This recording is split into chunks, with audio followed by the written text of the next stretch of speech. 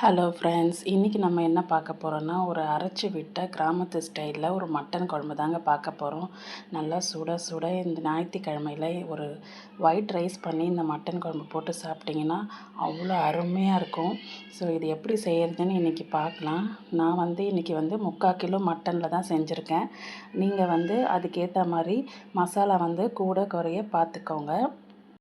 இப்போ இது எப்படி செய்யலான்னு பார்க்கலாம். நான் இப்போது ப்ரெஷர் பேனில் நல்லெண்ணெய் ஊற்றிருக்கேன். நல்ல ஒரு குழிக்கரண்டி நல்லெண்ணெய். அதில் ஒரு 20லேருந்து 25 சின்ன வெங்காயம் ஆட் பண்ணியிருக்கேன். சின்ன வெங்காயம் தான் இந்த டிஷ்ஷுக்கு ரொம்ப நல்லாயிருக்கும். அதே மாதிரி 2 கைப்பிடி பூண்டு அதையும் போட்டு நான் நல்லா வதக்கிக்கிறேன். அதுக்கப்புறம் ஒரு விரல் அளவுக்கு இஞ்சி அதையும் நீங்கள் ஆட் பண்ணிக்கோங்க. அதை நான் வீடியோ எடுக்க மறந்துட்டேன். இஞ்சியும் நான் ஆட் பண்ணியிருக்கேன். சின்ன வெங்காயம், பூண்டு, அதுக்கப்புறம் இஞ்சி எல்லாத்தையும் போட்டு நல்லா இந்த எண்ணெயில் வதக்கிக்கோங்க. இதுக்கு ஒரு மசாலா நம்ம ரெடி பண்ணணும். அதுக்கு என்னென்ன தேவைன்னு நான் இப்போது நடுப்புறையே சொல்லிடுறேன். அது வீடியோ எடுக்க மறந்துட்டேன். இது இப்போது ஒரு தக்காளி இதுலேயே ஆட் பண்ணி நல்லா வதக்கிக்கோங்க. அந்த மசாலா நம்ம மட்டன் மசாலான்னு கடையில் விற்கிறாங்க இல்லையா, அதை தான் இப்போ நம்ம ஃப்ரெஷ்ஷாக அரைச்சி செய்ய போகிறோம். அந்த மசாலாவுக்கு என்னென்ன தேவைன்னு நான் சொல்கிறேன். இப்போ இதில் சின்ன வெங்காயம், தக்காளி, இஞ்சி, பூண்டு, ஒரு கைப்பிடி கருவேப்பில்லை எல்லாம் போட்டு நல்லா வறுத்து அரைச்சிக்கோங்க. ஆல்ரெடி அந்த மசாலா நான் வறுத்து வச்சுருக்கேன். அதை தான் இப்போ மிக்சியில் ஆட் பண்ணேன். அது ஸ்க்ரீனில் வருது பார்த்தீங்களா, இதுதான் அந்த மசாலா. என்னென்னு நான் ஃபாஸ்ட்டாக சொல்லிடுறேன். 1 ஸ்பூன் தனியா, 1 ஸ்பூன் மிளகு, 1 ஸ்பூன் சோம்பு, 1 ஸ்பூன் சீரகம், அதுக்கப்புறம் பட்டை, 2 ஏலக்காய், 4 லவங்கம், 1 பிரிஞ்சி இலை, அன்னாசி மொக்கு, அதுக்கப்புறமா 1 டீஸ்பூன் அளவுக்கு பொட்டுக்கடலை. இது எல்லாத்தையும் நல்லா எண்ணெய் ஊற்றி வறுத்து அதை தான் நான் மிக்சியில் அரைச்சிருக்கேன். இப்போது அந்த வறுத்து அரைச்ச பொடியையும் நான் இந்த வெங்காயம் வதக்கி வச்சுருக்கோம் இல்லையா, இதிலே ஆட் பண்ணிக்கலாம். அதுக்கப்புறம் வெறும் மிளகாய்த்தூள் அது ஒரு 2 டீஸ்பூன், அதுக்கப்புறமா காஷ்மீரி மிளகாய்த்தூள் அது 1 டீஸ்பூன் நான் ஆட் பண்ணிக்கிறேன். 1/2 டீஸ்பூன் மஞ்சள் தூள் எல்லாத்தையும் போட்டு இப்போ நல்லா இந்த எண்ணெயிலேயே வதக்கிக்கலாம். இப்போ இந்த டிஷ்ஷுக்கு நான் தேங்காயும் ஆட் பண்ண போகிறேன். ஸோ இப்போது வறுத்து அரைச்சோம் இல்லையா, அந்த மசாலாலேயே மிக்சிலேயே நான் இப்போது ஒரு 1/2 மூடி தேங்காய் எடுத்து வச்சுருக்கேன். அதையும் நல்லா பொடி பண்ணி அதையும் இந்த வெங்காயம் வதக்கிறதுலே போட்டு நல்லா வதக்கிக்கோங்க. எல்லாமே பச்சை வாசனை போகிற வரைக்கும் நல்லா வதக்கி ஆற வச்சு நம்ம மிக்சியில் அரைச்சிக்கலாம். இந்த மசாலா தாங்க இந்த மட்டன் குழம்புக்கு நல்ல டேஸ்ட்டு கொடுக்கும்.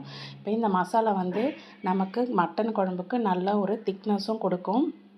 நீங்கள் உங்களுக்கு எப்படி திக்னஸ் வேணுமோ அதுக்கேற்ற மாதிரி நீங்கள் திக்காவோ இல்லை கொஞ்சம் தண்ணியாவோ நீங்கள் பண்ணிக்கோங்க. இப்போ இந்த மசாலாலாம் நல்லா வறுத்தாச்சு. இதை இப்போ நான் மிக்சியில் போட்டு நல்லா ஒரு பேஸ்ட்டாக அரைச்சிக்க போகிறேன். இப்போது இதை அரைச்சிட்டு வந்துடலாம். இப்போ இந்த மசாலா எல்லாம் நம்ம மிக்சிக்கு ட்ரான்ஸ்ஃபர் பண்ணி அரைச்சாச்சு. இப்போது அதே குக்கரில் இன்னும் ஒரு குழிக்கரண்டி எண்ணெய் ஊற்றி இப்போது பெரிய வெங்காயம் 2 நான் அரிஞ்சு வச்சுருக்கேன். அதுக்குள்ளே தாளிப்பு கொடுத்துக்கலாம். ஒரு 1/2 டீஸ்பூன் சோம்பு, ஒரு பட்டை, ஒரு பிரிஞ்சி இலை, 2 ஏலக்காய் போட்டு தாளிச்சிட்டு கிராம்பு 2 போட்டுட்டு வெங்காயம் 2 பெரிய வெங்காயம் போட்டிருக்கேன் நான், போட்டு வதக்கிக்கலாம். இது சும்மா ஒரு தாளிப்புக்கு தான். ஆல்ரெடி நம்ம எல்லாமே அரைச்சிருக்கோம் இல்லையா, அதில் போட்டிருக்கோம். இது பெரிய வெங்காயம் நான் ஆட் பண்ணிக்கிறேன். இதுலேயே நீங்கள் சின்ன வெங்காயம் ஆட் பண்ணுறதுன்னா ஆட் பண்ணிக்கலாம். இப்போது ஒரு தக்காளி அதையும் போட்டு நல்லா வதக்கிக்கோங்க. வதக்கிட்டு நான் இன்றைக்கி நல்லா மஞ்சத்தூள், உப்பு போட்டு மட்டனை கழுவி வச்சுருக்கேன். இப்போது இந்த டிஷ்ஷில் இந்த மட்டன் குழம்புக்கு எவ்வளோ உப்பு வேணுமோ அந்த அளவுக்கு உப்பு சேர்த்துக்கோங்க. நான் இப்போயே உப்பு சேர்த்துட்டேன்.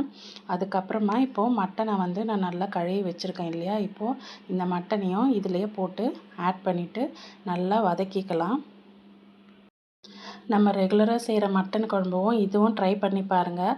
நல்லா இந்த கடா விருந்தில் கொடுக்குற மட்டன் குழம்பு மாதிரி ரொம்ப நல்லாயிருக்கும். வறுத்து அரைச்சி செய்கிறதுனால ஃப்ரெஷ்ஷாக நீங்கள் மட்டன் மசாலா கடையில் வாங்குறத விட இந்த மாதிரி வீட்டில் செஞ்சு சாப்பிட்டிங்கன்னா ரொம்ப டேஸ்ட்டாக இருக்கும்.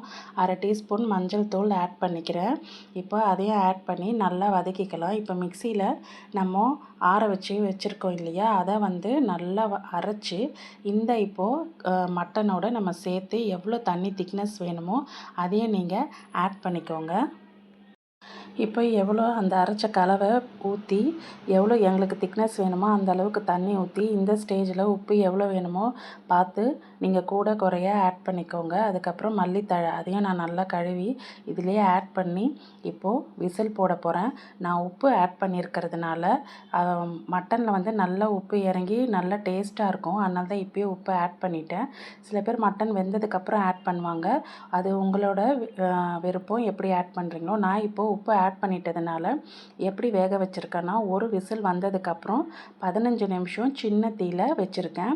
வச்சு இப்போது ஆஃப் பண்ணியாச்சு. இப்போது ஒரு 10 நிமிஷம் கழித்து அந்த ப்ரெஷர்லாம் போனதுக்கப்புறமா நீங்கள் குக்கர் ஓப்பன் பண்ணி பார்த்தீங்கன்னா நல்லா கறி வெந்து அந்த எண்ணெயெல்லாம் பிரிஞ்சு நல்லா வந்திருக்கு. வாசனையாக இருக்குது.